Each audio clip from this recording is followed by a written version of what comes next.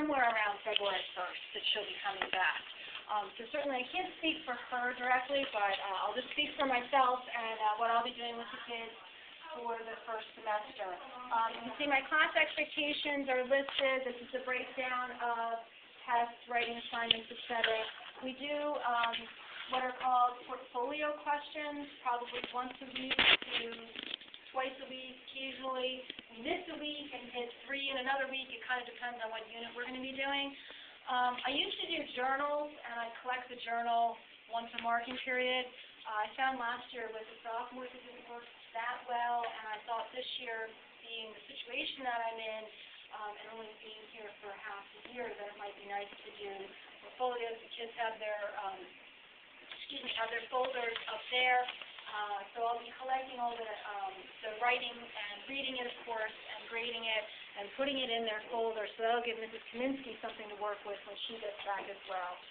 And by the way, I'd like to also apologize for my attire. I had a field hockey game and literally got back 10 minutes ago and thought it wasn't worth changing because I wasn't sure what period we were in. I didn't want to miss too much, so the timing was just good.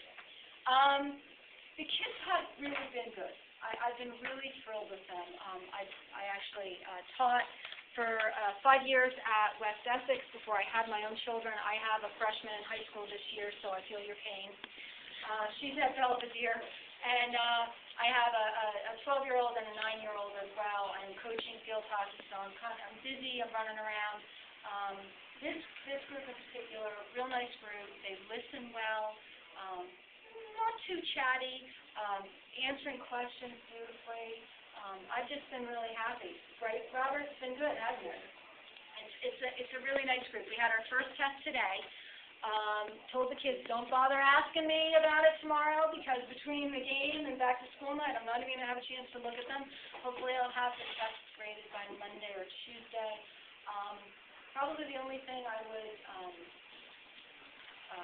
hesitate about is mid-marking period is coming up, and I have to give them some form of a grade for a mid-marking period, and I don't have a whole lot to run with. I think 2 homeworks, 1 classwork, a couple portfolio questions. So if your child did struggle on the test, there might be a reflection of that in the mid-marking period grade, but it doesn't necessarily mean that your child is not going to be able to bring the grade up. I like to give them an opportunity to earn points back. Particularly as freshmen, now they're suddenly expected to be high school students, and the expectations are high. I have a high level of expectation for them. I want them to explain what they're saying, not just say, yes, direct democracy was great. I need to know why it was great, what was good about it. Please tell me why, and follow through and back yourself up. And these are all kind of new thoughts for them in a lot of ways.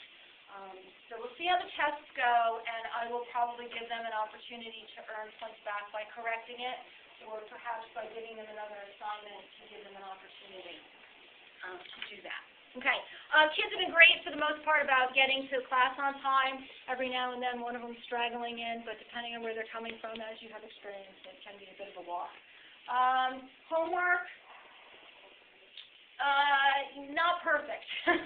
I've had a couple who are still owe me information. I have told them they can get it to me by Friday.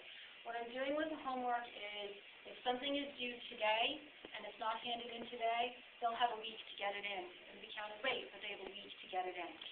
I want to stay on top of them. You know, it's kind of a double-edged sword. They're now high school students, so I don't want to be so on top of them that I'm holding their hands. It's now their responsibility, so I need to put the responsibility on them, but I also realize it's September. So I told the kids, come next week, if I'm missing assignments, if there's been difficulty with the test, I'm going to be making some phone calls home just to alert parents to get them off on the right foot. I don't want them digging themselves a hole. It sometimes happens. Absences, it's their responsibility to find out what happened. I have 2 folders up there, the red and the orange.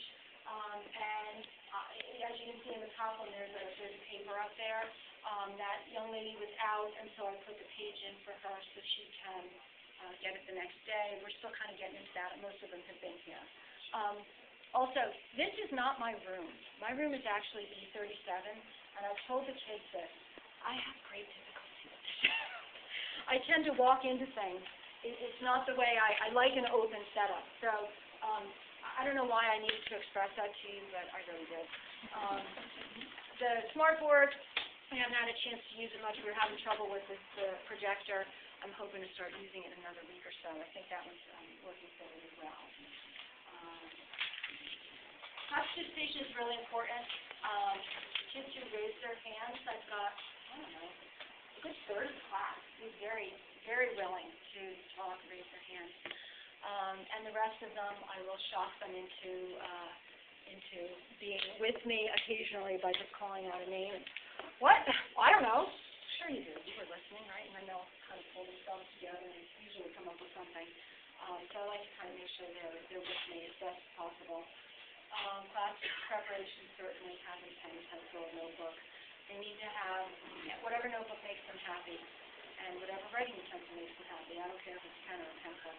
And of course, folders. I believe almost all of them have folders. Any questions?